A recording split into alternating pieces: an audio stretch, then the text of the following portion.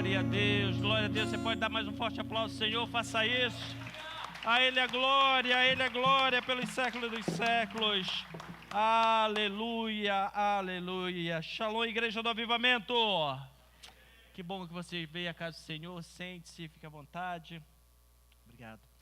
Neste dia especial que estaremos cercando a mesa do Senhor, dia de estarmos recebendo um renovo da sua parte.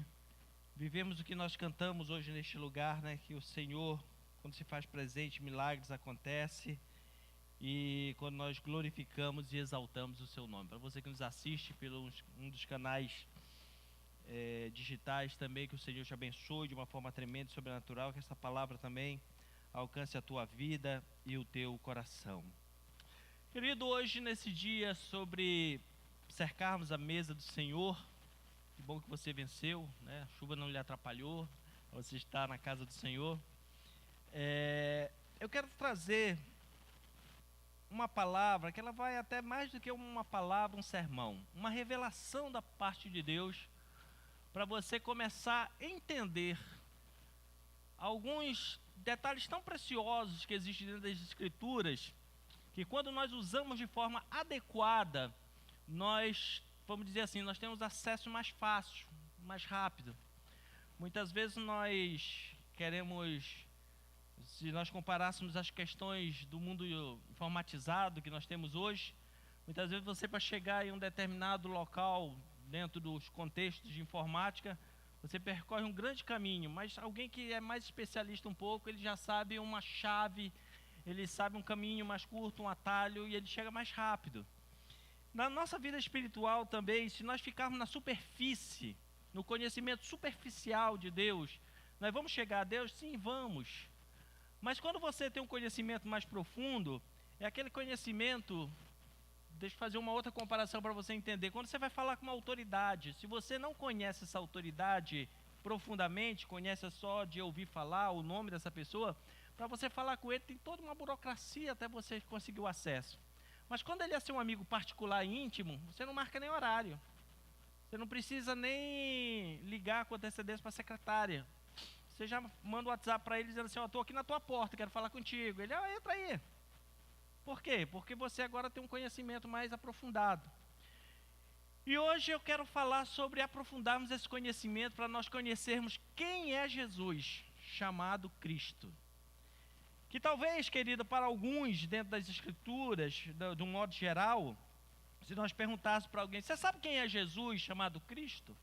Talvez até alguns de nós dentro da igreja vamos responder assim: eu sei, ele é meu Senhor, ele é meu Salvador, ele é meu Deus, ele é tal. E acabou. Agora, se eu perguntar quem é Cristo para você, e você usar a mesma resposta, já define que você não sabe quem é Jesus, muito menos quem é Cristo. Mas não é a mesma pessoa? Calma que a gente vai saber. Vamos começar pela Bíblia, né? Que é a base de tudo, é o fundamento para as nossas vidas. Mateus capítulo 16, de 13 a 17. Responde a sua primeira pergunta logo: por que é que eu tenho que saber, pastor, isso? Por que é que eu tenho que saber essa diferença? Por que é que eu tenho que saber Jesus e Cristo é a minha pessoa, não é? Por que é que eu tenho? Porque Jesus se preocupou em perguntar isso para os discípulos e responder para eles.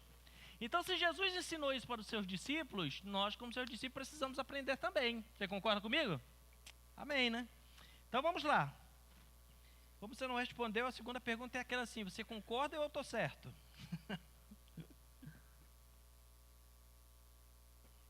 Mateus 16, dos versos 13 até o 17, diz assim: indo Jesus aos lados de Cesareia de Filipe, a uma cidade ao norte de Israel, na Galileia, perguntou aos seus discípulos: quem diz o povo ser o filho do homem? Quem diz o povo ser o filho do homem? E os discípulos responderam, e eles responderam: uns dizem que tu és João Batista, outros que tu és Elias, outros que tu és Jeremias, e outros dizem que tu é algum dos profetas. Jesus agora primeiro tinha feito a pergunta: o que é que o povão diz que eu sou? Agora ele pega e traz os discípulos: e vocês? E vós? Continuou ele: quem diz que eu sou? Respondeu então Simão Pedro e disse: Tu és o Cristo, o Filho do Deus vivo. Então Jesus lhe afirmou: Bem-aventurado és Simão Bar-Jonas, ou Simão filho de Jonas, porque não foi a carne e o sangue que te revelaram, mas o meu Pai que está nos céus. Esse texto começa a mostrar duas coisas bem diferenciadas, querido. Uma, o entendimento popular do povão de quem era Jesus. Só que quando ele vira para os discípulos, ele pergunta para os discípulos com mais profundidade: E vocês sabem quem é o Cristo? Pelo que só tem uma forma de você saber quem é Jesus. Você vai saber pelo modo popular. Jesus é um nome popular que está na boca do povo. Apesar de no Brasil nós não termos muito essa particularidade de colocarmos o nome de filhos de Jesus, mas isso é muito comum nos outros países cristãos, mundo afora, principalmente de língua espanhola. É muito comum eles colocarem o nome de Jesus nos seus filhos também. Por quê? Porque é um nome popular. Mas Jesus agora, quando ele fala com os discípulos, diz assim: tudo bem que o povão saiba quem é Jesus, beleza. Agora você que anda comigo, que é meu discípulo, você sabe quem é o Cristo? E aí, só tem uma forma de saber: através de uma revelação. Não é por conhecimento popular, não é pelo disse-me-disse, é por uma revelação profunda das Escrituras. Por isso que ele diz: olha, Simão, baixa a bola aí, porque esse conhecimento não é seu, particular, não é um conhecimento de domínio público. Foi o meu Pai que te revelou. Por isso que tu está respondendo. Diante desse contexto, querido, eu já falei que, de forma popular, todo mundo sabe, ouviu falar de Jesus. Mas você, que se diz servo de Deus, que anda com o Senhor, que se diz discípulo de Jesus nessa terra, você sabe quem é Jesus, chamado Cristo, segundo a revelação das Escrituras? Como as Escrituras diz? Por que isso, pastor? Porque nós nos relacionamos muito com Jesus e conhecemos pouco de Cristo. A prova disso é que você ora muito em nome de Jesus e quase você não ora com o nome de Cristo. Por quê? Porque nos falta ampliar um conhecimento. Mas uma coisa eu preciso te dizer: não tem como chegar a Cristo sem antes passar pelo processo chamado Jesus. Então é normal, calma, não se apavore não, é normal primeiro você ter que conhecer Jesus. Porque quando você conhece Jesus e passa pelo esse processo chamado Jesus, é que você vai ter a revelação de quem é Cristo. Por isso é que Cristo, quando veio na terra, se fez homem, ele assumiu o nome de Jesus. Porque primeiro tinham que conhecer ele como homem, para depois conhecê-lo como Deus. Primeiro tinha que passar pelo processo Jesus, para poder chegar no conhecimento de Cristo. Jesus, quando ele pergunta para os seus discípulos ali, a primeira coisa que ele diz assim: o que dizem o povo, o que dizem os homens a respeito do Filho do Homem? Geralmente, querido, temos essa resposta como eles têm: dizem por aí que tu és um profeta. Porque é comum da religião, preste bem atenção, da religião rebaixar Jesus para a condição de profeta. Se você olhar dentro do judaísmo, perguntar quem é Jesus, eles vão dizer: é um profeta. Se perguntar até para os islâmicos, para os muçulmanos, quem é Jesus? Um profeta. Se você perguntar até para um hindu, um budista, sobre quem é Jesus, ele vai dizer: um profeta. Porque é comum o homem sem conhecimento de Deus querer rebaixar Jesus para a condição de profeta. Só que Jesus, quando ele está conversando com os discípulos, ele está querendo elevar o discípulo para conhecer o Cristo. Então faça mais ou menos assim na sua mente, 3 prateleiras: Cristo na de cima, Jesus na do meio e profeta na de baixo. Quem não tem conhecimento de quem é Jesus, vai jogar ele para a prateleira de baixo, diz: ele é um dos profetas. Agora, quem conhecer verdadeiramente a Jesus e entrar no processo de Jesus e aprender quem ele é, vai poder subir para a prateleira de cima e dizer: ele é o Cristo, e saber que ele é o Cristo. Se eu me relaciono, se relacionar com Jesus é fácil, basta um conhecimento humano para me relacionar com Jesus. Mas para saber quem é Cristo, eu já adiantei para você, precisa de uma revelação. Para saber quem é Jesus, conhecimento humano. Para saber quem é Cristo, eu preciso de uma revelação. Por que isso, pastor? Porque por meio de Jesus é que eu vou chegar a Cristo. E se você me perguntar, quem é Jesus? Eu digo, Jesus é a humanidade de Cristo na terra. E aí você me pergunta, quem é Cristo? É a divindade do homem Jesus. Ih, pastor, não complicou mais. Jesus é o Cristo que se fez carne. Agora, quem é Cristo? A divindade que estava dentro do homem, Jesus. Como hoje nós estamos falando de ceia, deixa eu complicar um pouquinho mais. Depois eu vou fazer os nós, depois eu vou tentar desfazer, tá? Quem foi que morreu na cruz para nos salvar? Jesus. Mas quem ressuscitou ao terceiro dia para nos dar acesso a Deus? Cristo. Por quê?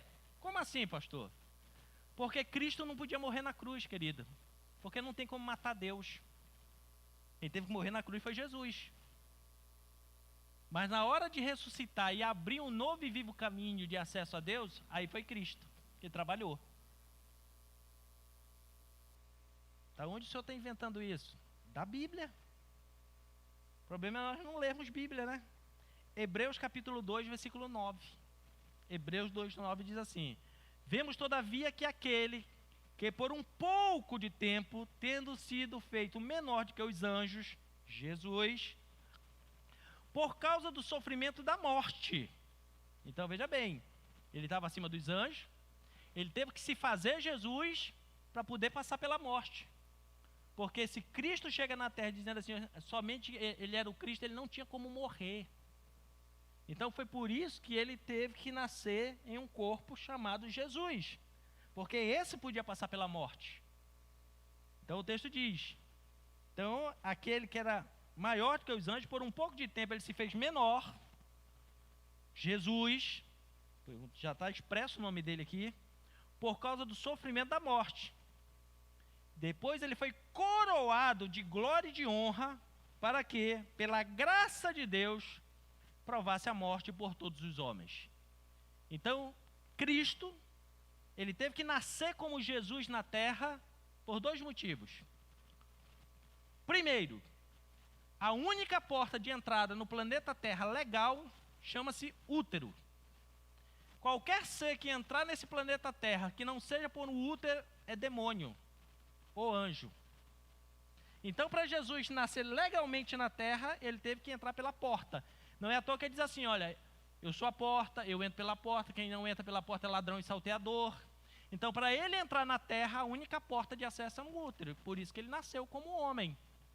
E foi lhe dado o nome de Jesus. E o segundo motivo pelo qual ele nasceu como homem nessa terra, é porque somente como homem ele podia morrer na cruz, como Cristo não tinha. Como Cristo, querido, ele podia até se deixar pendurar na cruz, mas não tinha como morrer, porque Deus não morre. Então ele teve que assumir essa posição de Jesus. Até para a gente decifrar melhor, vamos olhar etimologicamente o significado das palavras. O que significa o nome Jesus? O nome Jesus, na verdade, é uma variação da língua grega de um nome que você já conhece lá no Antigo Testamento, no hebraico, chamado Josué.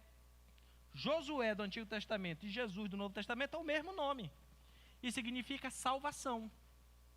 Salvação. Agora, o nome Cristo, que também vem de uma derivação grega, é o mesmo nome que no Antigo Testamento você encontra Messias, que significa ungido. Então, Jesus significa salvação, Cristo significa ungido. São duas coisas diferentes. Cada um tinha uma missão diferente. A mesma pessoa com duas missões diferentes. Vou tentar elucidar isso melhor para você quando Paulo fala em Efésios capítulo 1 e o versículo 3. Efésios 1, 3. Somente a primeira parte do versículo diz assim: bendito Deus e Pai do nosso Senhor Jesus Cristo. Pastor, muito bem, vamos analisar o texto aí bem devagar.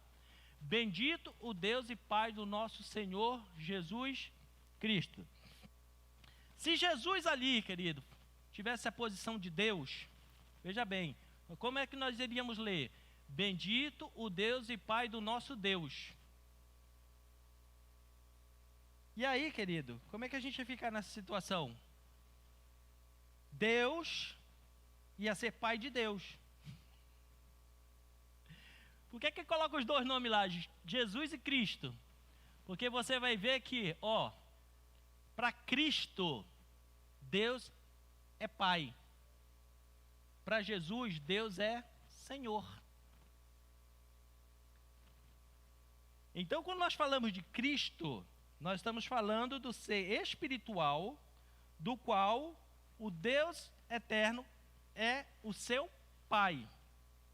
Agora, quando Jesus estava na terra, Deus para ele era Senhor. Não é à toa que ele se submetia, porque só existe Senhor quando há servo.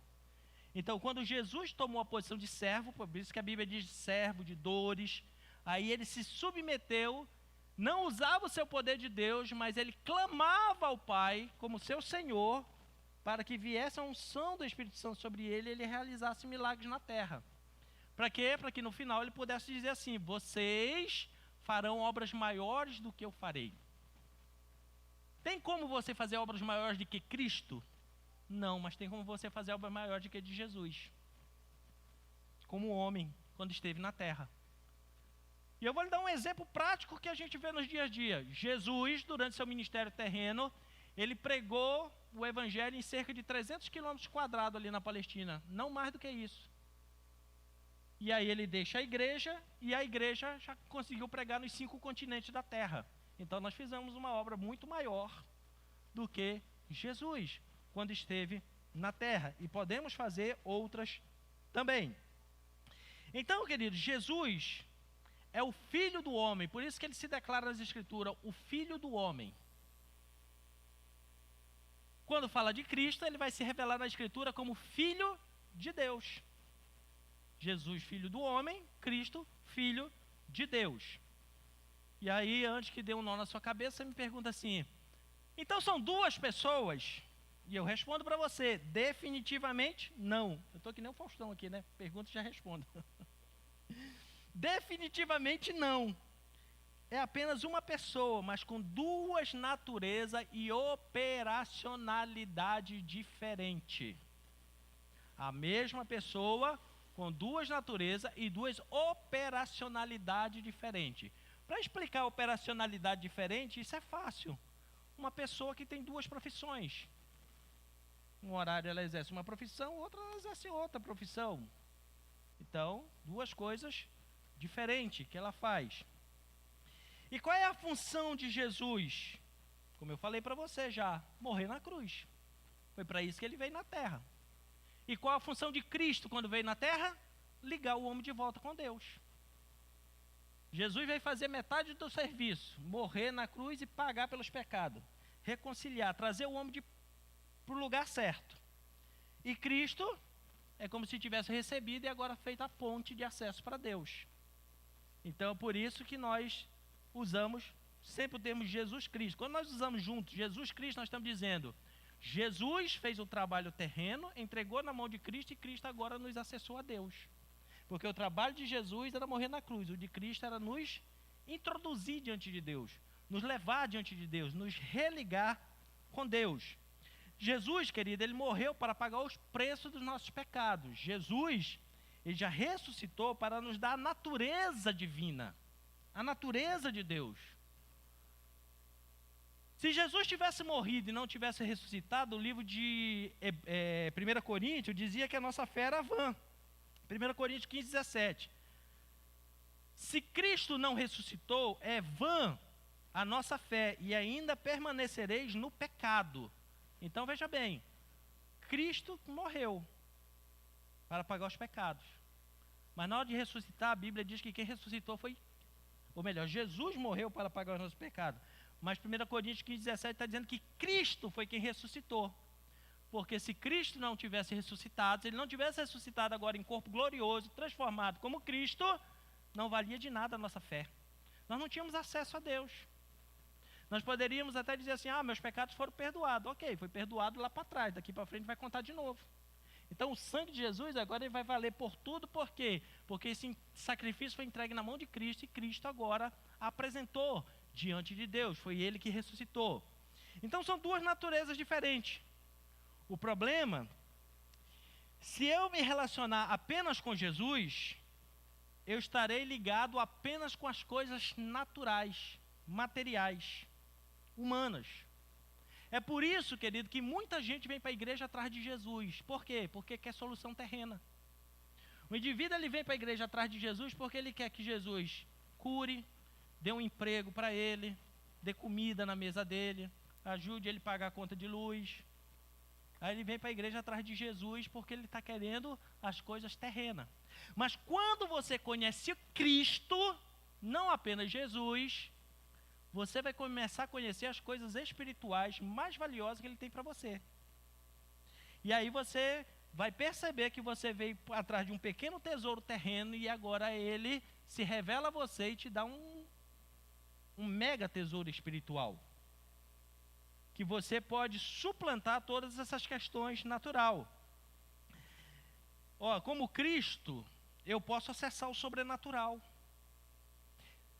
Vou lhe dar um outro exemplo prático do dia a dia. Quem conhece apenas Jesus na igreja, ele acha que a sua fé é menor do que a dos outros, que a sua oração é menor do que a dos outros, que ele sempre precisa de um aion, de um Senhor. Ele sempre vai precisar de alguém para empurrar ele, para orar por ele, para fazer tudo por ele. Quando você conhece quem é Cristo, você sai dessa fase. Você mesmo já ora, você mesmo já dá ordem no mundo espiritual, você mesmo já amarra demônio, você já abre céu, você faz tudo isso que é ferramenta para você usar. Mas isso só para quem conhece a revelação chamada Cristo. Eu vou repetir. Se você conhecer só Jesus, você vai procurar apenas pelas questões materiais. Quando você conhece o Cristo, você entra numa nova dimensão que você usa suas ferramentas espirituais dadas por Ele para solucionar os materiais. Você não precisa ficar mendigando. Por quê, querido? Porque a necessidade se tornou um Deus nesse século. Quantas e quantas pessoas, talvez seja o testemunho até de alguns de nós que estamos hoje ouvindo essa palavra, só viemos atrás de Jesus por causa de uma necessidade. E o mais triste, tem gente que permanece na igreja por causa de necessidade. Se não tivesse determinadas necessidades, já tinha vazado. Por quê? Porque a necessidade se tornou um Deus, se tornou um Senhor, é que manda na vida do indivíduo. A necessidade é que limita até os sonhos do indivíduo. Diz assim, você não pode sonhar com isso porque você não tem condição. Você não pode nem pensar nisso porque você não vai ter nunca como realizar. Olha a sua situação, olha o que você está precisando.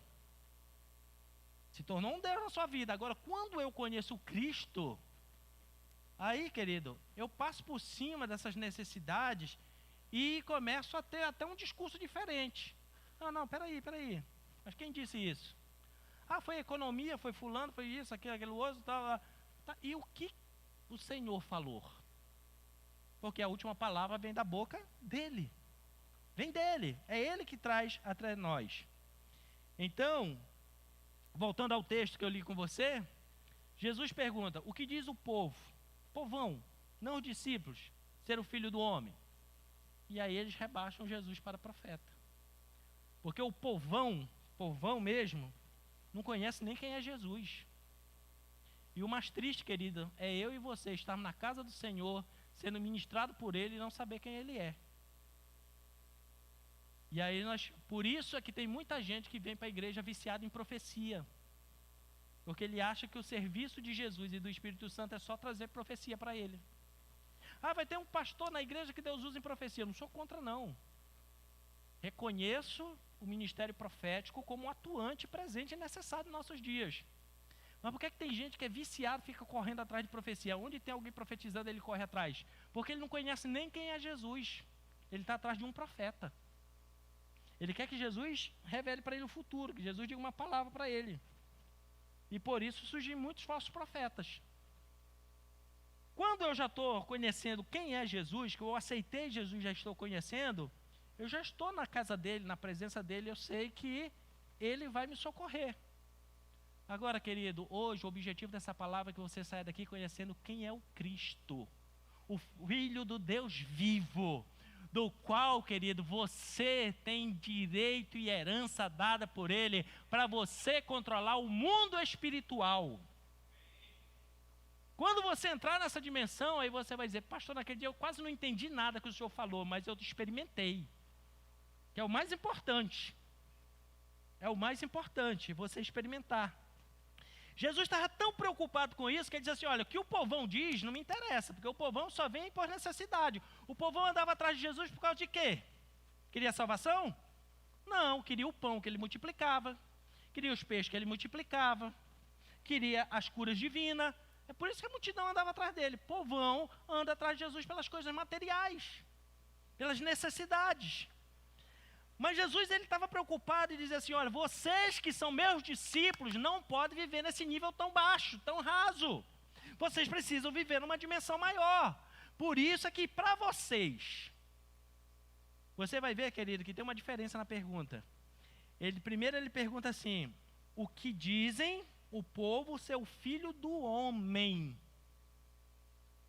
Quando ele pergunta para os discípulos, ele diz assim, e para vocês? Quem eu sou? Veja que ele não diz mais filho do homem.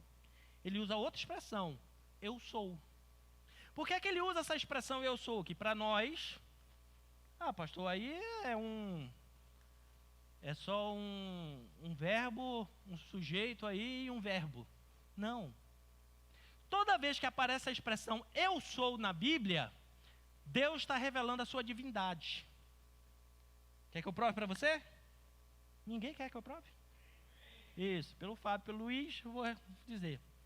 Quando Deus chamou Moisés, Moisés, vai lá no Egito, tira o meu povo lá do Egito. E ele diz assim, mas Senhor, quando eu chegar lá, alguém vai acreditar? Eu vou dizer o seu nome como? Que foi que Deus disse para ele falar para o povo?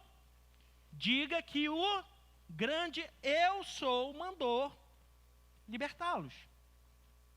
Então ele se revela como eu sou. Então veja bem, quando você estiver lendo a sua Bíblia e você vê Jesus falando eu sou, e as letras estiverem maiúscula, o E e o S, está revelando a divindade do Senhor. No livro de João, é o evangelho diferente dos outros três. Os três primeiros evangelhos, Mateus, Marcos e Lucas, são chamados sinóticos. Eles contam a história de Jesus, a história terrena de Jesus. João é o livro que conta a história de Cristo, porque mostra o Filho de Deus. E é no livro de João que você vai ver que por 8 vezes Jesus se revela como eu sou. Ele diz assim, eu sou o pão da vida, eu sou a porta das ovelhas, eu sou o bom pastor, eu sou a água viva, eu sou a ressurreição e a vida. E ele vai se revelando como o grande eu sou, porque ele está mostrando a sua divindade. Vou lhe dar um exemplo mais prático ainda que está em João capítulo 18. Quando Judas foi trair Jesus, ele sai, pega as moedinhas, volta com aquela turba de gente para prender Jesus. Jesus está lá no Getsêmani orando. Jesus se levanta e diz assim, a quem procurais? A galera responde, a Jesus o Nazareno. Eles estavam procurando um homem para prender. Qual foi a primeira resposta de Jesus? Jesus diz assim, eu sou. É só você ler o texto. Sabe o que aconteceu? Todos caíram por terra. Todos caíram, puf, e ficaram no chão, não conseguiram nem se mexer. Por quê? Porque nessa hora ele se revelou como Cristo. É como se ele dissesse assim, vocês estão procurando quem? Nós estamos procurando Jesus o Nazareno. Ele está aqui, eu, o Cristo. Os caras não conseguiram prender ele, caíram por terra e não conseguiram nem se levantar. Aí Jesus, para deixar ser preso, é só ler o texto, querido, capítulo 18. Ele pergunta pela segunda vez, quem vocês estão procurando? Aí eu acho que um já meio gago, já entendeu? Já com medo, dizendo assim, Jesus o Nazareno. Aí você vai ver que até a grafia da sua Bíblia está diferente, diz assim, sou eu, com letras minúsculas. Na hora que ele diz sou eu, ele estava se revelando como Jesus o homem. Aí os caras conseguiram levantar e acorrentar ele. Porque na hora que ele se revela como o grande eu sou, ninguém põe a mão nele. porque é Deus. É a divindade que está se apresentando. Mas quando ele diz assim, sou eu, ele está se mostrando como um homem comum. E aí conseguiram prender e levá-lo. Jesus, ele teve que suportar a cruz como Jesus, como homem. Porque, querido, se ele vai para a cruz como Deus, o planeta Terra não existia mais. Você já imaginou o que é bater um prego na mão de Deus? Eu comparo Jesus na Terra, ou Cristo quando veio na Terra e se formou em Jesus, como uma bomba atômica dentro de uma casca de ovo. Pense assim, a bomba atômica é Cristo, a casca de ovo pelo lado de fora é Jesus. Bate um prego numa bomba atômica, para você ver o que acontece. Era capaz que ele de explodir o planeta inteiro. Então, por isso que ele suportou a cruz como homem, com dores de homem, para poder, querido, perdoar o nosso pecado, porque Cristo não podia ser crucificado. Tinha que ser Jesus. Então, quando ele se revela nas Escrituras assim, eu sou, ele está mostrando toda a sua divindade. Por isso, é que se eu voltar lá no texto inicial que eu li para você, diz assim, o que diz o povão ser o filho do homem? Jesus. E o que dizem vocês, meus discípulos, que eu sou? Para você ver que a resposta foi diferente. A resposta do povão que era um profeta, mas a resposta de Pedro agora, por uma revelação do Espírito Santo, disse o quê? Tu és o Cristo, o Filho do Deus vivo. Não era mais filho do homem, é filho de Deus. Mudou o contexto, mudou a história. Porque nessa hora veio a revelação. E aí ele diz assim, tá pensando o quê? Pensando que eu não sei, Pedro? Isso não foi a carne nem o sangue, não é o conhecimento popular que te ensinou isso, não. Mas o meu Pai que está no céu, porque veio de uma revelação divina, veio de uma revelação do céu. Por isso que diz assim, você é um bem-aventurado, você é feliz. É isso que Deus quer para nós, querido, essa bem-aventurança, essa felicidade, nós conhecermos quem é Cristo. E não apenas o Jesus popular, o Jesus que anda na boca do povão e que não faz muita diferença. Veja que qualquer pessoa pode dizer quem é Jesus. Isso nós vemos na convicção do dia a dia. Saia na rua e pergunte assim, você já ouviu falar de Jesus? Todo mundo, sim. Você sabe quem é Jesus? Aí vai até dizer para você, sim, é o meu santinho de cabeceira, é Deus, é Senhor. Mas na hora que você perguntar quem é o Cristo, vai ter uns que vai ficar assim, eu acho que é o mesmo Jesus. Ele não vai ter uma definição melhor para você. Agora eu e você, querido, como conhecedor da palavra de Deus, temos que saber essa diferença, porque na hora que eu procuro saber quem é Cristo, o nível de revelação aumenta na minha vida, o nível de conhecimento aumenta na minha vida, o nível de intimidade com Deus aumenta na minha vida, na sua vida. Então é por isso que nós precisamos sair dessas águas rasas, de conhecer o Jesus popular e conhecer o Cristo revelado para as nossas vidas, amém, querido? Por isso é que quando a Bíblia fala de mudança de mente, a Bíblia manda você ter a mente de Jesus ou a mente de Cristo? A mente de Cristo. Porque se a Bíblia dissesse para você ter a mente de Jesus, você conheceria apenas coisas materiais. Mas quando diz que nós tenhamos a mente de Cristo, é para que nós possamos conhecer as coisas espirituais, do alto, do céu. A revelação realmente do plano de Deus para as nossas vidas. Por isso ele disse, não pense com mente humana, pense com a mente de Cristo, busque ter a mente de Cristo. Mas para me ter a mente de Cristo, eu preciso reconhecer quem é Cristo. Eu preciso ter essa revelação de quem é Cristo. Porque enquanto você tem a mente de Cristo, querido, vai mostrar que você está preparado para as coisas espirituais e eternas. Vou repetir. Quando você já tem a mente de Cristo, você está preparado para ver e reconhecer as coisas espirituais e eternas. Porque, querido, vou lhe dar um exemplo. Você talvez na hora de dizer assim, Senhor, eu quero ver um anjo. Meu irmão, se Deus te mostrar como é verdadeiramente um anjo na sua mente humana, você borra de medo. Agora, se você tiver a mente de Cristo, você vê miríades de anjos e você ainda está fazendo festa junto com eles. Tem anjo na Bíblia, dependendo, não é o assunto de hoje, outro dia a gente fala, mas tem anjo na Bíblia que não tem só 2 olhos, o corpo inteiro é cheio de olhos. Você já pensou um corpo inteiro cheio de olhinho piscando para você? Você tem uma visão dessa? O que é que você faz? Você sai desesperado procurando a casa do pastor dizendo assim, ora por mim porque eu vi um demônio. É ou não é? Porque é sua mente humana.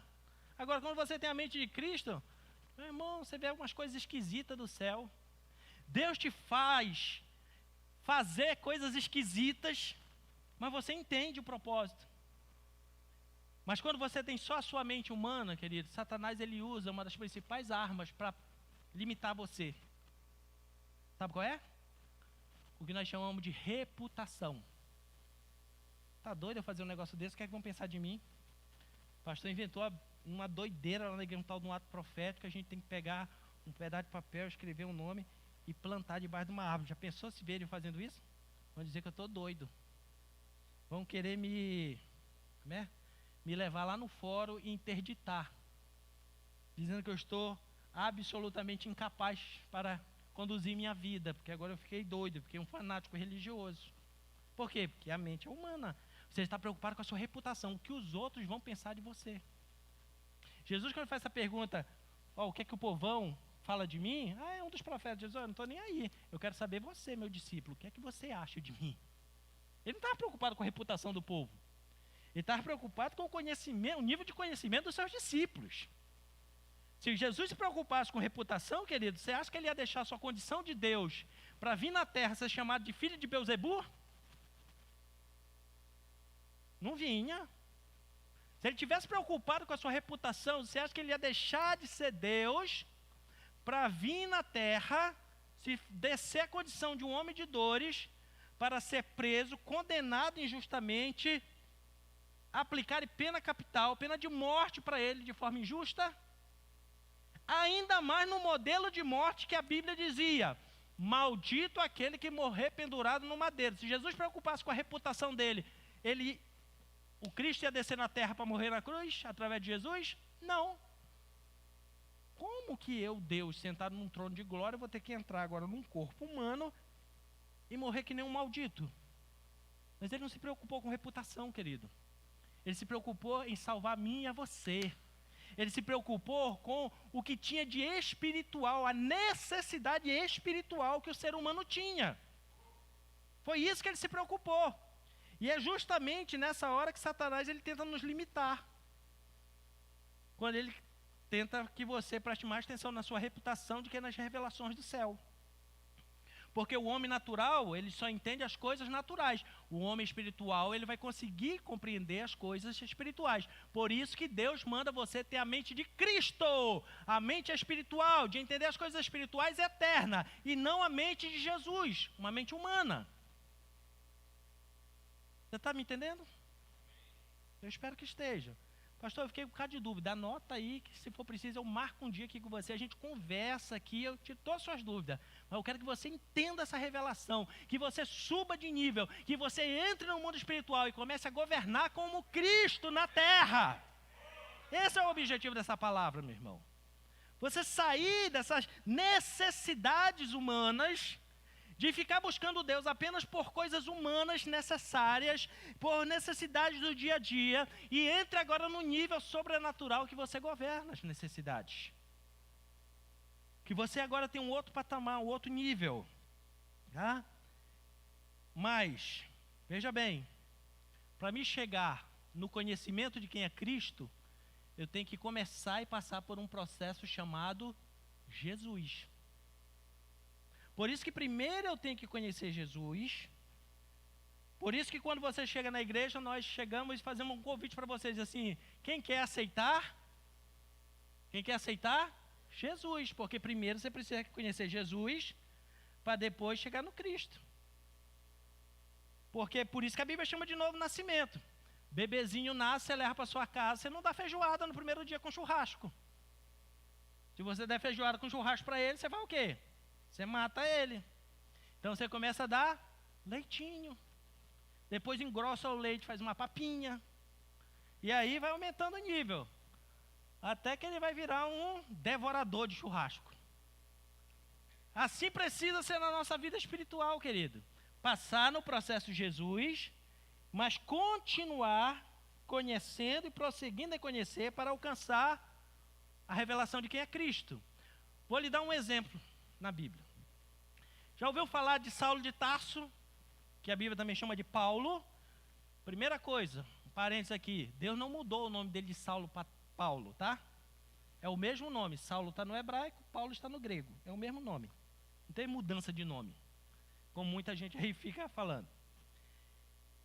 Quando ele vai no caminho de Damasco perseguir a igreja, pergunto eu, Jesus já tinha morrido na cruz? Cristo já tinha ressuscitado? Já estava no céu? Paulo agora vem lá perseguindo. Na hora que ele vem perseguindo lá no caminho de Damasco, outra coisa. Já viu aquelas figurinhas quando fala da história de Paulo, que ele caindo do cavalo? Lê o texto, ele não estava montado no cavalo não, tá? Ele ia andando. É só ler. O problema é que a gente vai pelo que os outros dizem, não pelo que a Bíblia diz. Ele ia andando no caminho de Damasco. Tinha cavalo, tinha carregando as cargas, tinha. Ele viu uma grande luz, e da luz a voz pergunta para ele: Saulo, Saulo, por que tu me persegues? E aí o que é que ele vai responder? Né? Ele chega, Jesus se apresenta para ele e diz assim: eu sou Jesus a quem tu persegues. Mas se ele já era Cristo, já estava na fase de Cristo, ressuscitado como Cristo e no céu como Cristo, por que é que ele diz para Paulo que ele era Jesus? Eu acabei de dizer para você alguns minutos atrás. Porque ninguém conhece Cristo sem antes conhecer Jesus. Mesmo Cristo sendo Cristo, estando no céu, ele precisa se revelar para Saulo como Jesus. Porque Saulo precisava passar no processo Jesus para poder conhecer quem era Cristo. Vamos voltar no texto original que eu li, lá de Mateus. Jesus andou com seus discípulos 3 anos, praticamente. Quando ele faz essa pergunta lá, que diz o povão? Que dizem vocês que eu sou? Jesus já estava andando com os discípulos há bastante tempo. Os discípulos já estavam conhecendo no dia a dia quem era Jesus. E agora chegou a hora deles conhecer quem era Cristo. Com Saulo não foi diferente. Diz a Bíblia, em Gálatas capítulo 1, que ele, quando teve essa experiência, tentou ir para Jerusalém pregar, não deu certo, o pessoal ficou ali, será que não é uma armadilha? Será que ele não está querendo armar para cima de nós? Ninguém recebeu. Ele volta e passa 2 anos no deserto, 3 anos no deserto da Arábia, estudando e aprendendo quem era Jesus. Mas ele se aprofundou tanto que quando ele volta de lá pregando, se tem alguém que sabe revelar quem é Cristo na Bíblia, é quem? As cartas de Paulo.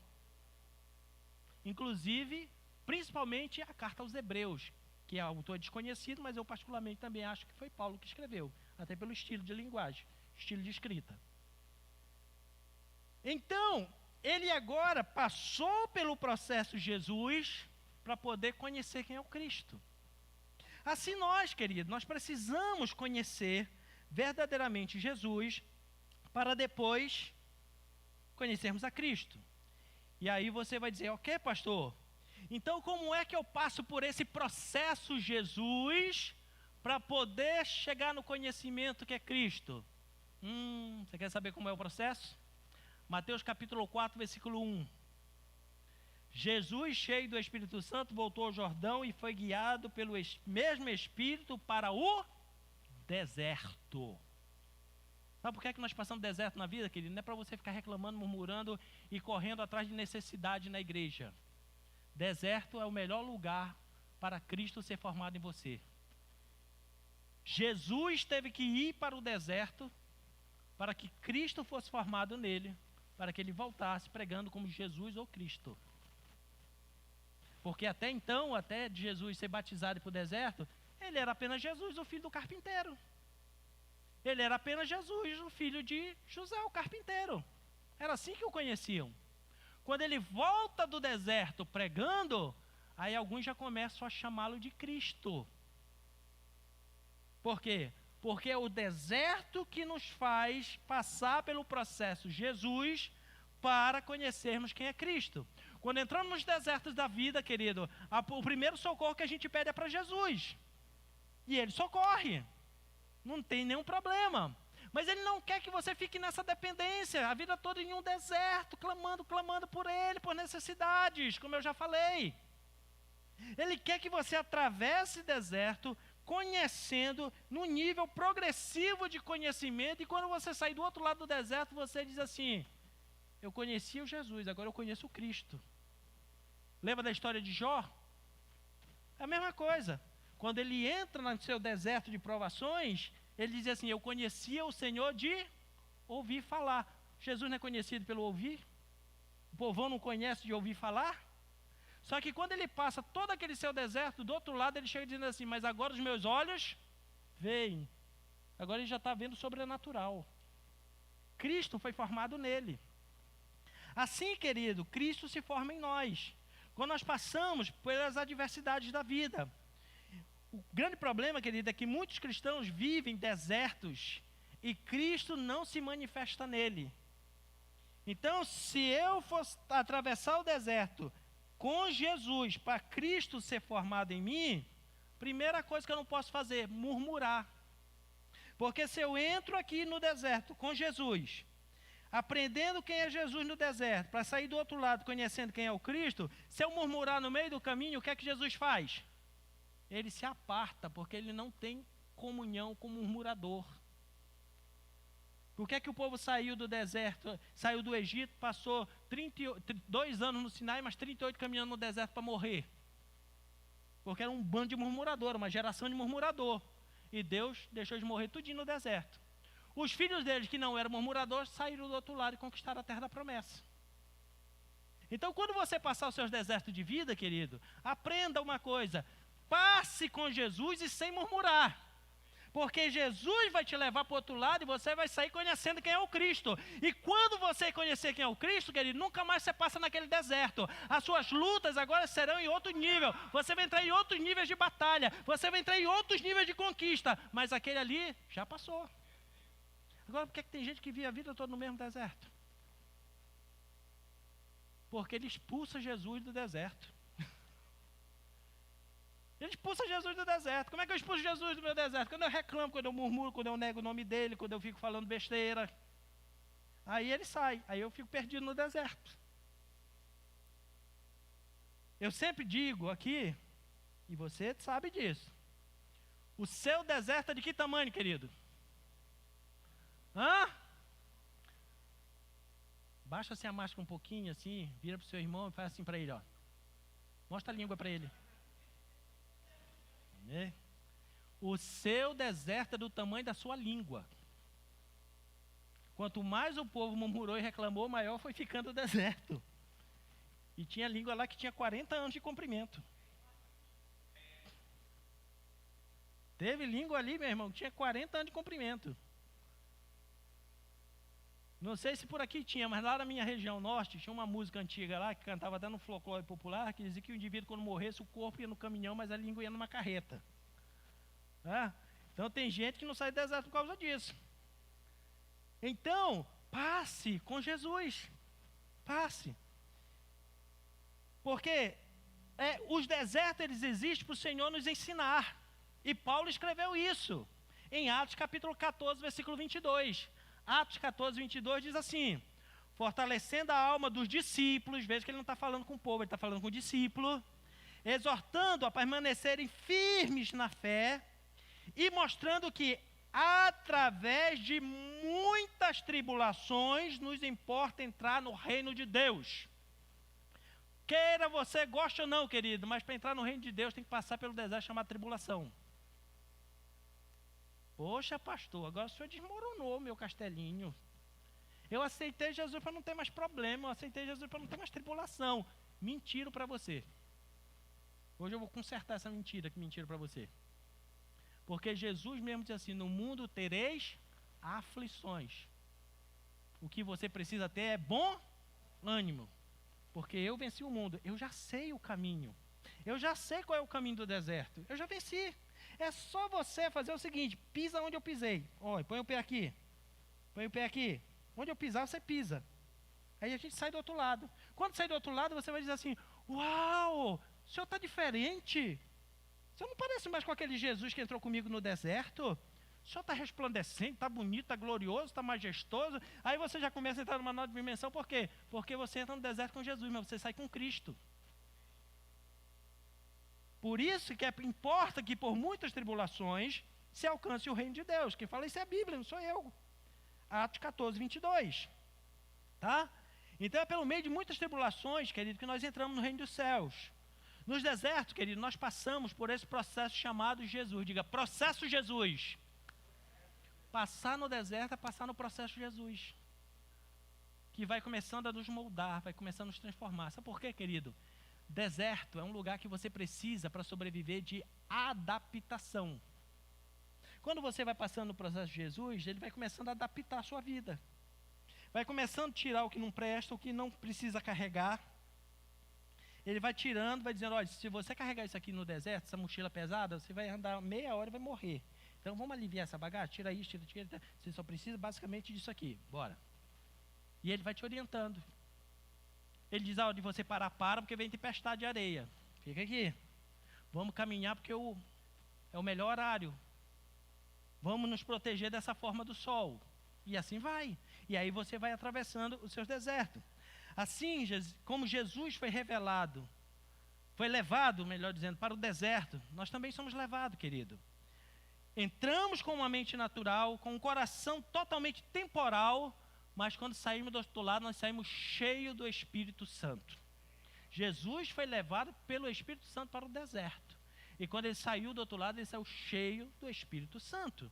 É isso que nós precisamos para a nossa vida. Hebreus 5:8 diz assim, embora sendo filho, aprendeu a obediência pelas coisas que sofreu. O texto está falando de Jesus.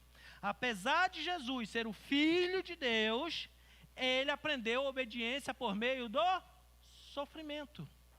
Foi por meio de sofrimento que ele aprendeu. Jesus, querido, venceu o deserto submetendo tudo que era humano ao que é divino. Essa é a receita para vencer deserto na sua vida. Submeta o que é humano ao que é divino. Vai passando o deserto, submeta-se ao que é divino, submeta-se à vontade de Deus, submeta-se à revelação que Deus traz para você. Quando você começa a se submeter no que é divino, você vai atravessando o deserto e nem percebe que já acabou, passou, chegou do outro lado. Porque, querido, Deus, ele precisa desse trabalho em nossas vidas, pela natureza ruim do homem. Quando Deus tirou o povo, atravessa do Egito, atravessa o Mar Vermelho, chega em Mara, já começa a murmurar e reclamar, porque as águas eram amargas. O Senhor vai lá curar as águas. Aí Deus os tira de lá e leva para Elim. Elim era um oásis, um lugar com 70 palmeiras, lindo, maravilhoso. E o povo ficou lá dizendo assim, ai, que benção, que maravilha. Está pensando que eu não sei? Essa racinha que saiu lá do Egito? Vocês precisam passar por um processo de transformação. Levanta acampamento. E aí diz, saindo eles de Elim, foram para o deserto de Sur. Deus tirou eles do oásis e levou para o deserto. Querido, isso é normal na vida de quem serve a Deus. Um dia você está no oásis, outro no deserto. Um dia no oásis, no deserto. Quando você vai parar no oásis? Quando você estiver no nível lá em cima. No deserto, quando você precisar subir de nível. O deserto sempre é para transformar e subir de nível, querido. Não é para você morrer no deserto. Só morre o linguarudo no deserto. Então, converta a sua língua, para você atravessar e sair do outro lado, vencedor. Então, quando eu me submeto à nossa humanidade, à divindade de Cristo, querido, eu não vou agir mais por necessidade. Até minha oração muda. Quando eu conheço só Jesus, como é a minha oração? Jesus, me ajuda, Jesus. Jesus, eu estou precisando de tal coisa, Jesus. Jesus, abre uma porta para mim. Quando eu conheço só Jesus, a minha oração é só de petição. Mas quando eu conheço Cristo, a minha oração passa a ser uma oferta. Em vez de eu pedir, eu estou entregando. Onde está isso? Aonde? Onde é o lugar que eu procuro resposta para provar para você? Exatamente. Hebreus 5, 7 e 8. Hebreus capítulo 5, versículos 7 e 8. Ah, quem dera que a mídia fosse rápida e colocasse. Conseguiu, glória a Deus. Ele, Jesus, nos dias... Vamos lá?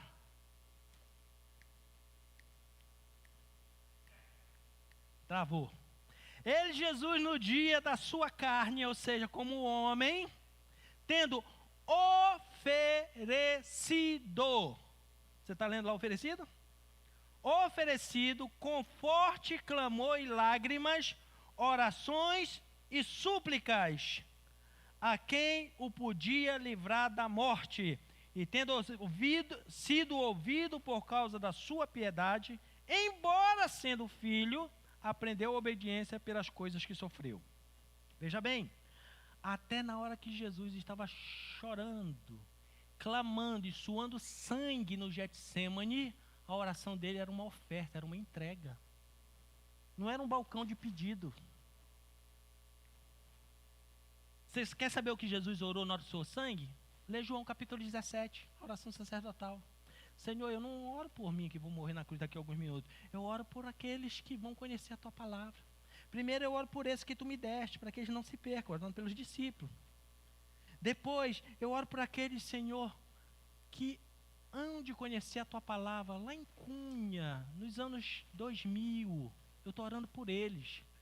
O Senhor, ali suando sangue, a oração dele era uma oferta, nos entregando para Deus. Por quê? Porque era o Cristo que estava orando. Quando nós chegamos nessa dimensão, querida, a coisa é tremenda, é maravilhosa. Então, Jesus, nos dias da sua carne, como homem, depois que ele passou o deserto, até a oração dele era uma oferta, não era um pedido, não era uma necessidade. Saia do raso de conhecer Jesus, venha conhecer quem é o Cristo. Saia, querido, dessa vida religiosa, baixinha, pequenininha, procurando um Cristo para quebrar o seu galho, abrir uma portinha para você, meu irmão, em nome de Jesus, cresça, se liberte, atravesse o deserto com Jesus, mas do outro lado, chegue com o Cristo, e até a sua necessidade você vai entregar como uma oferta agradável diante de Deus, e isso vai mover o mundo sobrenatural, e vai mover de uma certa forma, que Deus vai lá dizer... Desce lá quantos anjos for necessário e ajeita essa situação para ele. Ajeita a vida dele. Querido, quando o diabo acabou de tentar Jesus, tentou de todas as maneiras. Tentou no corpo, oferecendo pão. Tentou na alma, oferecendo espetáculo. Pula aí do pináculo do templo aí, que você vai ser salvo, todo mundo vai reconhecer quem você é. E tentou no espírito, quando pediu para ele adorar. Tentou em todas as áreas. O que é que a Bíblia diz quando terminou a tentação? Quando o diabo acabou de tentar Jesus, ele foi embora por algum tempo. Se ele foi embora por algum tempo, isso quer dizer o que é que ele vai? Voltar.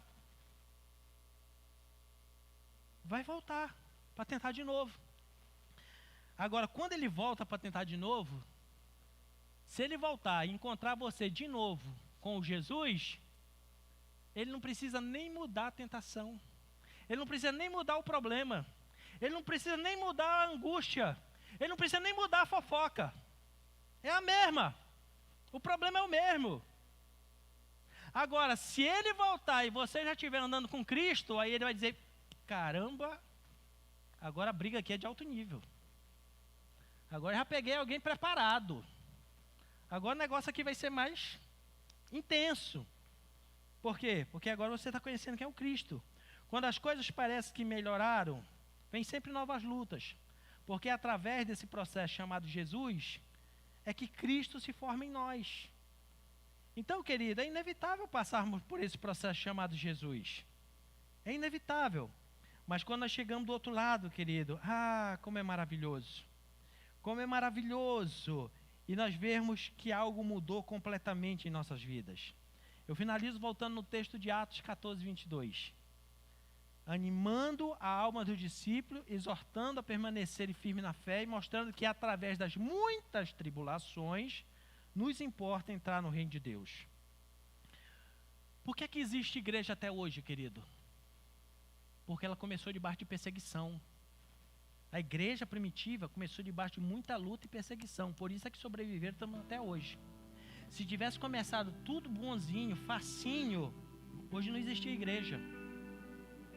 Existe até uma frase de um príncipe lá dos Emirados Árabes que diz assim: em tempos de guerra, de luta, se forma homens fortes. Mas em tempos fáceis de paz, se formam homens fracos. Deus quer te fortalecer, meu irmão. Por isso é que nós, enquanto estivermos nessa terra, nós vamos passar por luta, tá? Mas na hora que eu conheço Cristo, quando Cristo é formado em mim, quando maior é a revelação de Cristo na minha vida, mais eu vou sendo formado no Senhor, mais eu vou crescendo no Senhor, e agora eu não vou mais ficar como o povo dizendo quem é Jesus, agora eu vou conhecer quem é o Cristo, e por mais que aumente o nível da guerra, o nível da batalha, não tem problema, porque agora eu estou lutando ao lado do Cristo, que é o Deus Todo-Poderoso, que tem todo o poder e domínio nas suas mãos. Agora o nível é outro, meu irmão. Agora nós estamos numa nova dimensão diante de Deus. Só conhecer Jesus, querido, é conhecer a sua paixão e morte. Quem conhece Jesus, se você fala de Jesus, ele pensa logo no sofrimento e naquele Cristo pendurado numa cruz. Por isso que as pessoas que acreditam em Jesus, até hoje, adoram um Cristo pregado numa cruz. Mas quem conhece o Cristo, não precisa mais do Cristo pregado na cruz. Ele sabe aonde esse Cristo está, assentado no trono de glória, ou melhor, já está até em pé, ao lado do Pai, intercedendo por nós, para nós vencermos as nossas batalhas espirituais, que é a palavra que eu vou seguir na próxima semana com você, mostrando qual é a verdadeira batalha espiritual que nós passamos todos os dias. Diante disso, querido, nós não precisamos, querido, de tribulação para sermos salvos. A salvação é de graça. A salvação vem pela fé. Mas é impossível conhecermos Cristo sem passar nas tribulações. Se você chegou hoje ou está me ouvindo essa palavra e está passando por tribulações, não é o fim. Não é para te destruir. É para formar Cristo em você. As tribulações, elas vêm para nós sairmos do nível raso, popular de conhecimento de Jesus. Porque as tribulações representam os desertos. Passamos por esse processo e conhecemos Cristo lá na frente. Então, querido, o nosso desafio hoje é que você, se você quer ser vencedor nessa terra, conheça Jesus. Mas se você quer ser mais do que vencedor, conheça Cristo na sua vida. Se você quer viver apenas solucionando problemas terrenos, continue conhecendo quem é Jesus, já é bom, mas se você quer vencer acima de todas as adversidades, conheça quem é Cristo na sua vida. Se você quer ter dias de vitórias, você precisa conhecer mais quem é Cristo na sua vida. Porque o Jesus já veio, já morreu na cruz, foi sepultado. Mas quem está vivo à destra do Pai é Cristo, que intercede por nós. É Cristo que é o autor e o consumador da nossa fé. É Cristo que nos renova. É Cristo que quando passa a habitar em nós, saímos da condição de um homem material, de um homem carnal, e passamos para a condição de um homem espiritual. Essa palavra é propícia para pregar hoje, porque nós vamos participar da ceia. E Jesus diz assim: olha, quem não se alimenta de mim não vai chegar lá para ver meu Pai que está no céu. Por que é que nós ceiamos? Porque nós estamos nos alimentando do Cristo ressurreto. Nós estamos nos alimentando do cálice de Cristo, do cálice da nova aliança. E quando nós participamos, diferente do que muitos religiosos fizeram com a ceia do Senhor, que começaram a limitar a ceia do Senhor, dizendo: olha, só pode tomar a ceia quem é santo, então ninguém pode tomar, porque todos nós somos pecadores quando tiver nesse corpo na terra. O apóstolo Paulo falou isso: pobre de mim, homem pecador que sou. Nós temos religiosos que já são Jeová Júnior, já estão assim no nível tão, não sabe nem quem é Cristo, mas se acham Jeová Júnior. Aí tentam limitar a ceia. A ceia só pode esse, aquele outro. Ceia é para quem quer Cristo formado na sua vida. É para quem experimenta, participa do corpo de Cristo. Por isso que a ceia é chamada corpo de Cristo e não o corpo de Jesus. Porque te liga com o espiritual, te liga com o céu, te liga com o sobrenatural, te liga com uma nova dimensão de vida. Por isso que a Bíblia diz: ceie na terra, treine, faça um ensaio, ceando na terra, para no dia que você for cear, na eternidade com o Senhor. Por isso é que nós vamos participar da ceia do Senhor, participar do corpo de Cristo, para que nós possamos ter uma aliança com Ele e um dia possamos estar com Ele de eternidade em eternidade. Mas antes, eu quero orar com você. Fique em pé. Se você conhecer apenas o Jesus popular, o Jesus da paixão, que morreu numa cruz, coitadinho, foi pregado, chicoteado e tal, muito bem, você já começou muito bem conhecendo quem é Jesus. Mas hoje, Deus não quer você no meio do povão, Ele quer você no meio dos discípulos.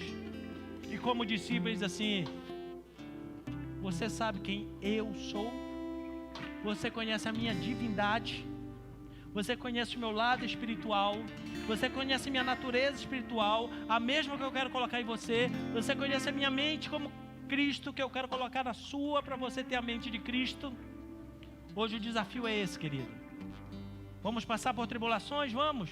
Vamos passar por deserto na vida? Vamos. Mas eles não é para destruir você, é para formar Cristo em você.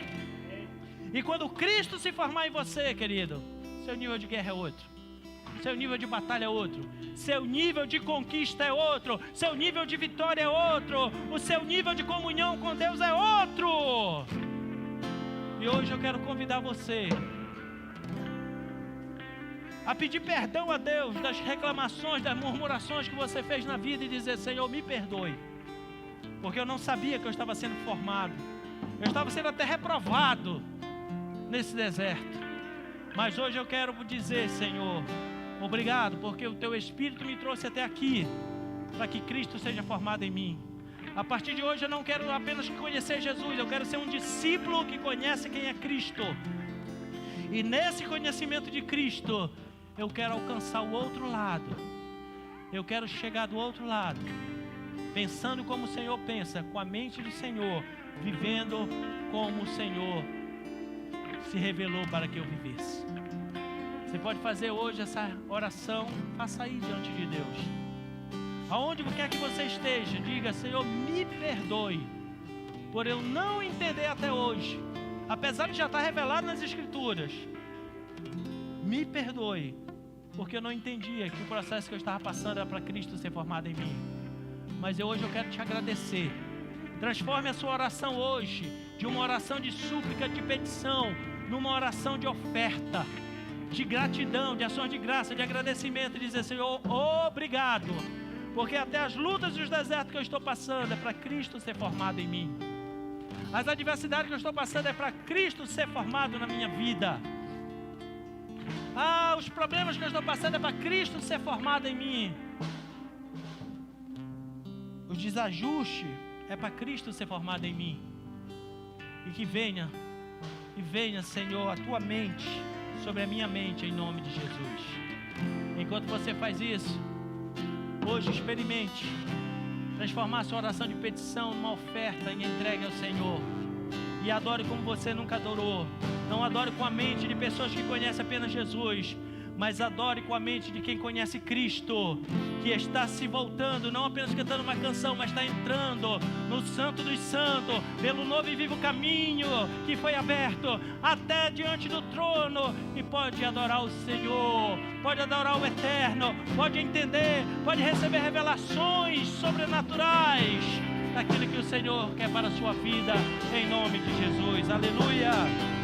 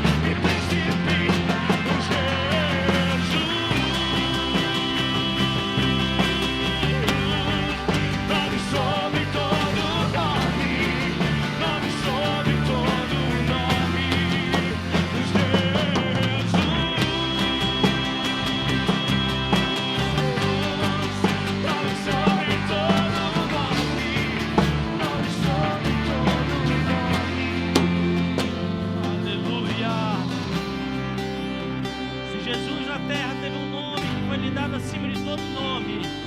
Imagine quando você conhece Cristo, que é o nome do Messias, do ungido, do Redentor que está nos céus. E hoje o Espírito de Deus traga esta unção sobre a sua vida. Essa unção para que Cristo seja formado em você, para que você possa atravessar os desertos que forem necessários e Cristo ser formado em você. E quando Cristo for formado em você, querido, você não viverá mais pelo que você vê, mas pelo que o Senhor mostra para você. Você não viverá mais por necessidade e circunstância, mas viverá por uma revelação de Deus na sua vida. Você não viverá mais olhando apenas as coisas temporais, passageiras, mas você vai começar a ver as coisas eternas de Deus para a sua vida. Esse é o propósito de Deus e essa é uma necessidade para esses últimos dias, querido. A Bíblia diz que os últimos dias serão dias maus. Serão dias que o amor de muito esfriaria. Por que vai esfriar, pastor? Porque tem muitos que só conhecem Jesus. Para que esse amor não esfrie, você precisa conhecer quem é o Cristo, o Filho de Deus. Você precisa conhecer o Cristo, Deus vivo. Porque quando você o conhece, o seu amor não esfria. O seu amor por Ele não esfria. As adversidades da vida não te paralisam. Os desertos, eles não te matam. Mas quando você conhece o Cristo verdadeiramente, você começa a cavalgar pelas alturas. Você começa a andar em outra dimensão. Você consegue alcançar dimensões celestiais. Você consegue passar os dias maus, e tributando até ofertas ao Senhor, começando das suas súplicas e orações. E ao final de tudo, você sai do outro lado vencedor, vencendo sobre todas as circunstâncias. Que hoje saiamos daqui com esse desafio. Eu não aceito mais na minha vida cristã conhecer só quem é Jesus. A partir de hoje a minha busca será conhecer quem é Cristo para a minha vida, quem é Cristo na minha vida. Porque, querido, o caminho é um só, é deserto. Você querendo conhecer ou não Cristo, você vai passar por eles. Então já aproveita e conhece quem é Cristo. Os desertos vão ficar menor, mais fáceis de vencer. Você vai chegar em outro patamar. E muita gente vai olhar para você e vai dizer assim: eu vejo Cristo na sua vida. Eu vejo algo diferente em você. Mas todo mundo conhece quem é Jesus? Conhece. Por que ninguém vê nada diferente? Porque só vê diferente em quem tem Cristo verdadeiramente na sua vida. Em que o brilho de Cristo já está na sua vida. Em que a face majestosa de Cristo já está na sua vida. Aí te reconhece que há algo diferente de Deus na sua vida. Hoje, se houver alguém nesse santuário que ainda não aceitou Jesus, não começou lá no Beabá conhecendo Jesus, o dia é hoje. Dizer: eu quero receber Jesus no meu coração, eu quero aceitar Jesus, porque eu quero começar a conhecê-lo. Mas se você já tomou essa decisão, querido, tome uma decisão mais importante ainda. Saia daqui decidido hoje. A partir de hoje, eu quero conhecer quem é Cristo. Eu quero Cristo formado em mim, Cristo formado na minha vida. O homem natural, os tertulianos da vida não vão entender uma palavra dessa. O que é tertuliano, pastor? Tertuliano são discípulos de Tertúlio. Tertúlio foi um homem que existia na Idade Antiga, que era caçador de heresia. Tudo que se pregava novo da Bíblia que ele não entendia, ele chamava de heresia. E ele acabou queimado na fogueira por ser herege. Então, quem não conhece a palavra de Deus, e numa revelação como essa, disser que a heresia é um tertuliano. Não seja um tertuliano não, querido. Seja um discípulo, não apenas de Jesus, de Cristo. Discípulo de Jesus é para você começar, mas você precisa continuar sendo não apenas um discípulo de Jesus, mas um filho do Cristo, do Deus vivo. Amém? Que seja esse teu desafio. E aí você vai poder entrar em novos níveis, em novos patamares, em novas conquistas para a tua vida, em nome de Jesus. Hoje é dia de nós cercarmos a mesa do Senhor, de estarmos participando da mesa do Senhor. E nesses dias também da mesa do Senhor é dia de nós fazermos alianças. É dia de recebermos irmãos aqui na igreja também que estão se aliançando conosco. Nós temos uma honra, né? Tive uma conversa muito gostosa e salutar esse dia que passou com o Tarso, né? Cadê a esposa? Não veio hoje? Hoje ela não pôde vir, acontece. A sua esposa também estiveram aqui conosco. São os gaúchos, tchê. Estão vindo lá do sul.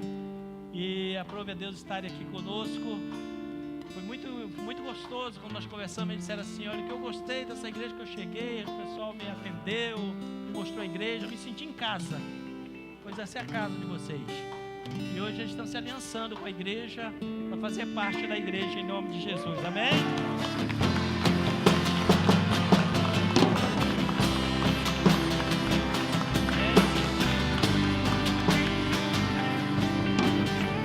Vou pedir para vocês virem aqui à frente. Queremos orar por vocês. Vamos estar se aliançando à igreja. Queremos orar, abençoar a sua vida também. Davi, chama o Davi também. Recebê-lo no corpo de Cristo, como diz a palavra do Senhor.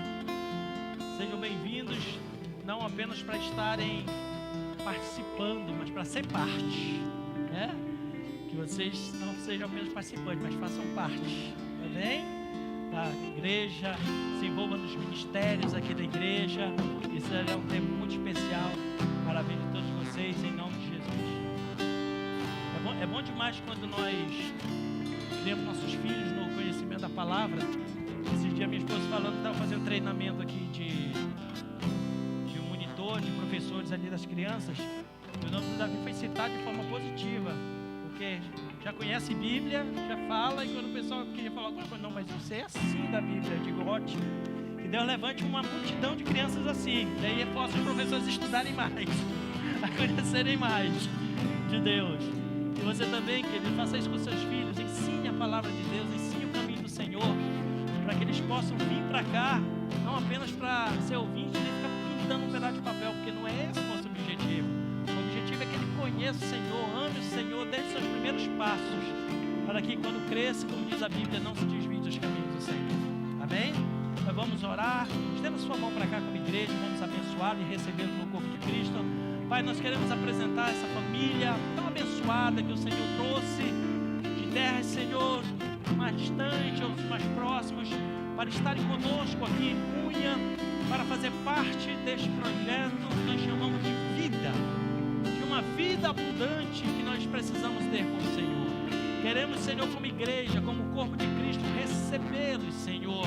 Ah, Deus, para fazer parte, ser um de nós, para que a Tua palavra também esteja nos seus lábios, que a revelação do Teu Espírito esteja na sua mente, para que a fé, Senhor, multiplique os seus corações, para que sejam vasos de honra na Tua casa, Senhor, que não tenha do que se envergonhar, mas que seja, Senhor, caminho e porta de salvação para muitos outros, Senhor, por onde eles forem, e as palavras da sua boca, Senhor, sejam como brasa viva, queimando os corações, numa necessidade de conhecer a Ti como único e verdadeiro Deus da vida eterna. Por isso nós os recebemos, Senhor, como igreja, como corpo de Cristo, em nome de Jesus. Amém e amém. Glória a Deus.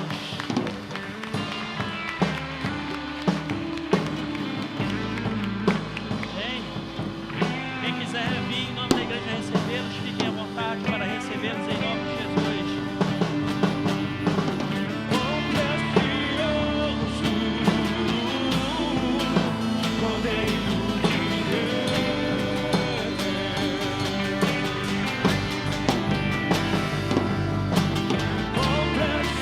Oh,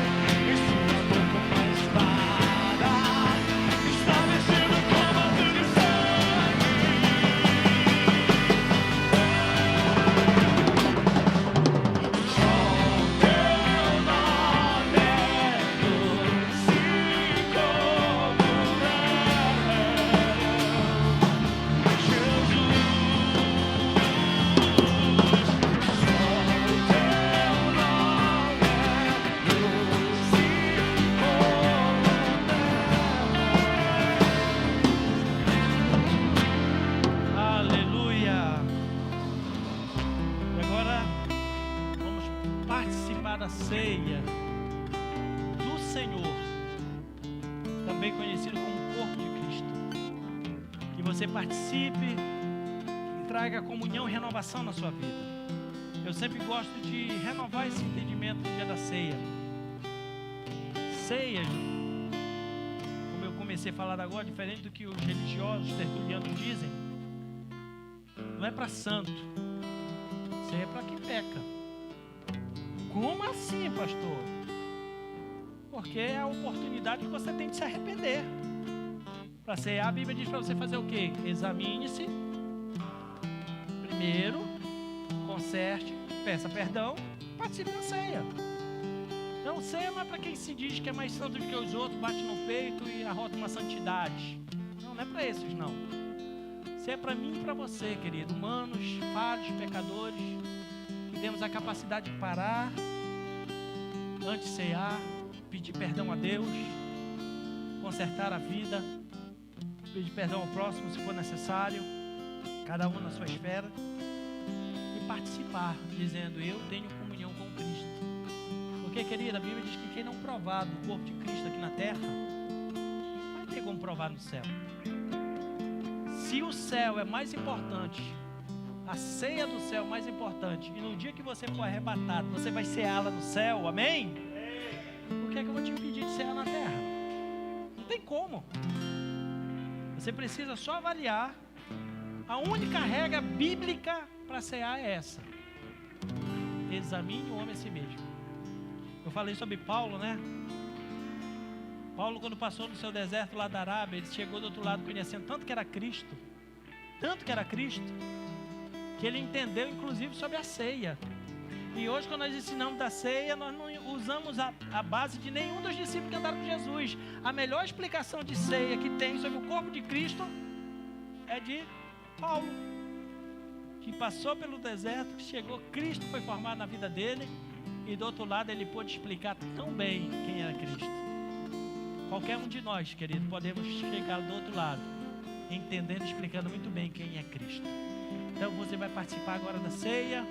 Faça o seu autoexame, conserte o que for necessário, participe da ceia, seja alimentado não só com os elementos materiais que vão passar a representar o espiritual, mas que o seu espírito também seja alimentado nesta hora, em comunhão com Deus, em nome de Jesus. Pai, somos muito gratos por esse tempo, por este momento. Obrigado, Senhor, pelo privilégio de conhecermos Jesus, de estar com o Teu Espírito, de estar conosco, de sermos conduzidos pelo processo de Jesus e chegarmos ao nível de participarmos do corpo de Cristo.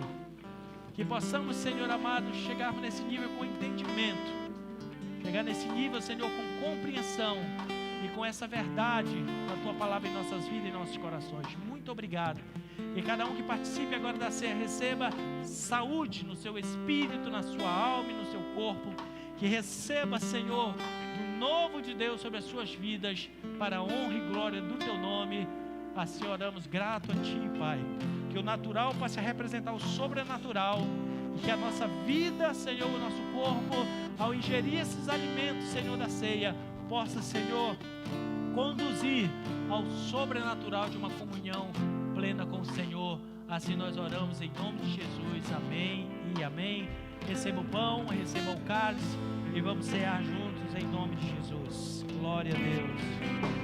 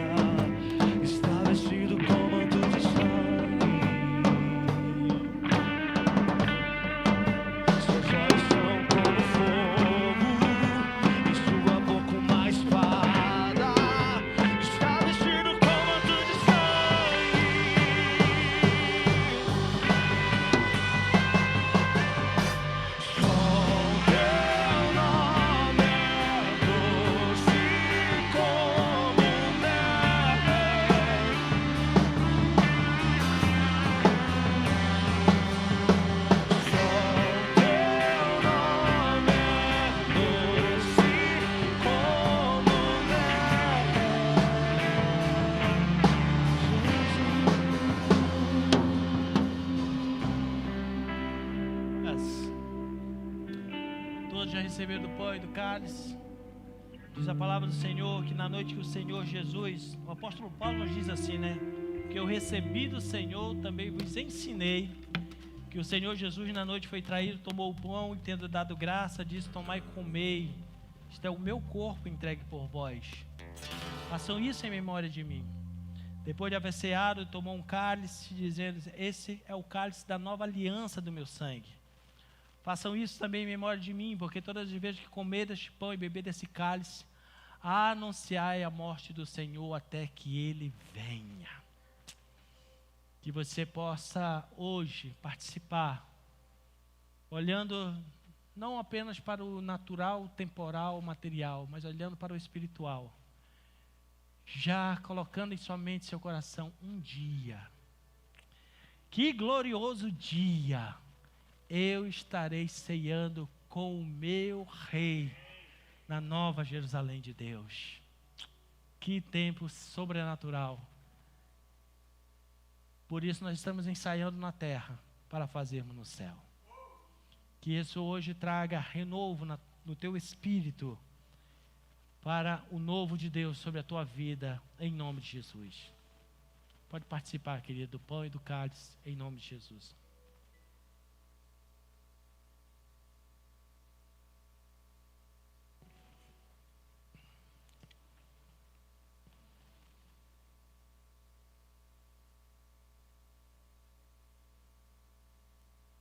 Aleluias. Glória a Deus. Canta lá, baixei, canta lá. Faça nesse momento a sua oração de gratidão. Você está aí em famílias, puder estar mais próximo. Só a sua família, o seu núcleo familiar. Orem juntos, agradeçam. Agradeça ao Senhor por esse tempo de renovo, de comunhão na sua vida. E que as mais ricas bênçãos do Senhor te surpreendam nesse mês. Em nome de Jesus. Glória a Deus.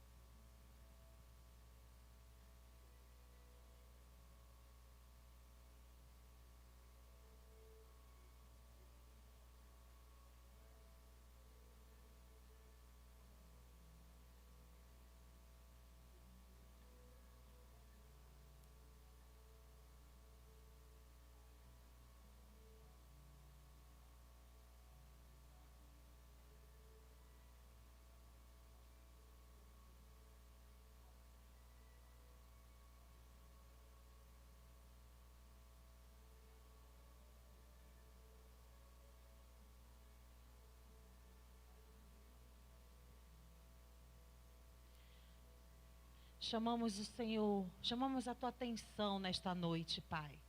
Queremos orar por cada família neste lugar. cada núcleo apresentado aqui, cada núcleo familiar. Queremos hoje colocar a vida dos teus filhos diante de ti. Que este mês seja distinto para cada um deles. Aqueles que estão perto, que estão longe, famílias que não estão completas hoje aqui, mas que, meu Deus, há uma verdade do Senhor nas suas casas. Nós queremos liberar este ambiente que está neste lugar da tua presença, a cada casa, a cada família, em nome de Jesus. Amém? Shalom, queridos. Amém. Que bom que você veio. Amém? E esse é um mês distinto, né? Esse é um mês todinho só para nós mulheres. Amém, mulheres? E eu quero convidar vocês para estarem aqui terça-feira, às 19h30, para uma rede especial de mulheres. Eu tinha pensado, tinha orado, Deus tinha falado, eu fiz de conta que não ouvi. Aí Deus falou de novo, aí aconteceu uma situação na nossa família que estava requerendo muito, né, de mim e da Nani. E aí a situação mais ou menos resolveu e Deus falou comigo ainda há pouco ali em uma conversa, algumas coisas que Ele quer fazer neste ano aqui nessa igreja. E Deus quer consolidar as nossas famílias, amém? E para isso nós vamos ajustando algumas bases. Este é o mês da mulher. Amém? Mulher, cadê você? Não me deixe só, por favor. E como terça-feira é o Dia Internacional das Mulheres, eu quero te convidar para estar aqui, para nós termos uma rede muito especial dentro deste tempo, diante do que estamos vivendo. Convido uma colega, uma amiga, aquele convite de WhatsApp. Olha, vai ter um momento, você está cansada, você está passando por alguma dificuldade aí dentro de você, você está triste, deprimida, é assim que você vai convidar. Você está precisando de algo diferente, está buscando uma alegria, se sente triste. Terça-feira tem um tempo especial do Senhor para nós lá na igreja, amém? Às 19h30 aqui eu te espero para um ambiente muito especial, muito feminino, não é nada feminista, mas mulheres saradas, elas saram mulheres, amém? E esta cidade está precisando de nós, mas nós precisamos de uns ajustes aqui dentro. E eu quero te convidar, eu não sou tão alto quanto pastor, né? Eu quero convidar você para estar aqui, amém? Traz uma coleguinha, aquela coleguinha então das marocas, traz ela. Eu conto para vocês o que é marocas. Beijo, Deus abençoe sua vida. Em glória a Deus. Sendo assim, eu vou ter que marcar a Rede Homem para dia 1º de novembro, né? Que é dia de Todos os Santos. Aí nós vamos marcar a Rede Homem. 1 de novembro nós vamos marcar a Rede Homem, que é dia de Todos os Santos. Então, vamos agradecer ao Senhor nesse tempo, trazendo as nossas ofertas, devolvendo nossos dízimos ao altar do Senhor, com muita alegria, com muita gratidão. Quem conhece Jesus tem até dificuldade de dizimar, ofertar, mas quem conhece quem é o Cristo, faz isso com muita alegria, com muita gratidão, com o coração realmente aberto, entendendo o sobrenatural que se movimenta nas ofertas. Quando nós chegamos nesse nível de entender que este é o momento mais importante do culto, e não é por causa da questão financeira, é por causa da Bíblia, que diz que é o momento da honra. É o momento que o Senhor desce para requerer a honra. Por isso que ele fala em Malaquias: se eu sou o vosso Deus, onde está a minha honra? E onde ele cobrou a honra? Vocês dizem que eu sou o vosso Deus, mas vocês têm me roubado nos dízimos e nas ofertas. Então, aonde Deus requer honra num culto é no momento do ofertório. Que ele diz assim: se eu sou o vosso Deus, é o momento de receber a honra. Que você possa honrar o Senhor com o seu melhor nessa noite, em nome de Jesus. Pai, nós abençoamos cada um dos teus filhos, que nessa hora, por entendimento da tua palavra, por entendimento de nível espiritual e não temporal, estarão devolvendo seus dízimos na sua casa, porque não se paga dízimo, se devolve como forma de gratidão pelo que o Senhor já abriu a porta, já propôs, Deus viabilizou. Queremos devolver para honrar, Senhor, o teu santuário. Queremos te honrar com as nossas ofertas. que trazemos diante de Ti como forma de gratidão, que em vez de buscarmos apenas em Jesus soluções, nós estamos já no nível de agradecer, ofertando o nosso melhor, e trazer também as nossas primícias no altar, Senhor, aqueles que honram o sacerdote, que o Senhor também estabeleça a honra, que assim como tem direito a galardão de honra quem honra um profeta, assim também tenha direito ao galardão de honra quem honra um sacerdote, para a honra e glória do Teu nome. Assim nós abençoamos, em nome de Yeshua, amém e amém. Pode vir, querido, ao altar.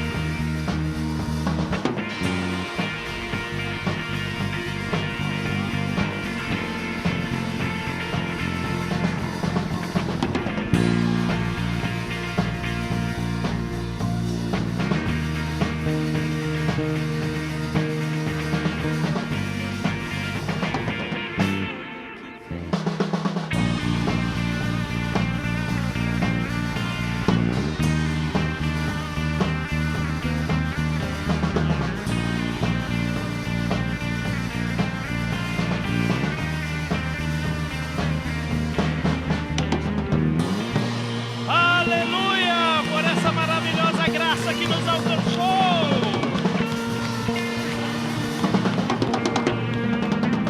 Glória a Deus.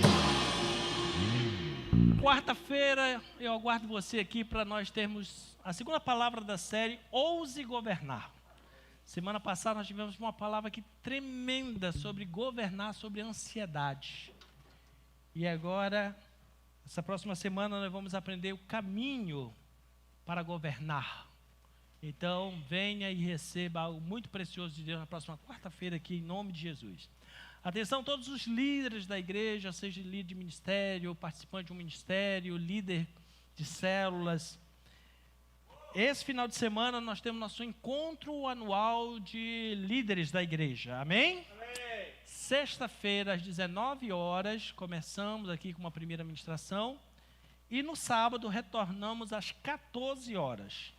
Então, sexta-noite e sábado, 14 horas, aí você vem já pronto para ficar até um pouco mais tarde. Vamos aproveitar bem, tanto para resolvermos fazer o planejamento, a agenda da igreja, que já está até adiantada aí, para os próximos 12 meses, bem como também alinharmos algumas coisas dentro do propósito do chamado de Deus para nossas vidas. Então, todos que fazem parte do ministério, da liderança da igreja, estejam aqui, sem falta. A inscrição está sendo feita pelo aplicativo, tá, da igreja. Faça a sua inscrição por lá. Simbolicamente, o seu investimento será de apenas R$20, né, porque aquele que se dá de graça ninguém valoriza, então precisa ter investimento. E também esse investimento é usado no próprio encontro, para abençoar a sua vida também, em nome de Jesus.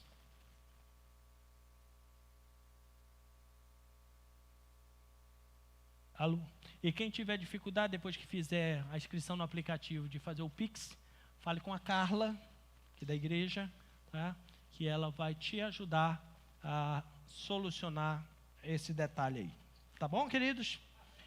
Que o Senhor te abençoe e te guarde, que o Senhor resplandeça seu rosto sobre ti e tenha misericórdia de ti, que o Senhor sobre ti levante o teu rosto, dê shalom, te dê paz, e todos quantos sairão daqui como discípulos, querendo, desejosos que Cristo se forme na sua vida, diga numa só voz, amém, que Deus te abençoe, boa semana a todos, e domingo eu aguardo você, que nós vamos continuar essa palavra falando sobre as verdadeiras batalhas espirituais.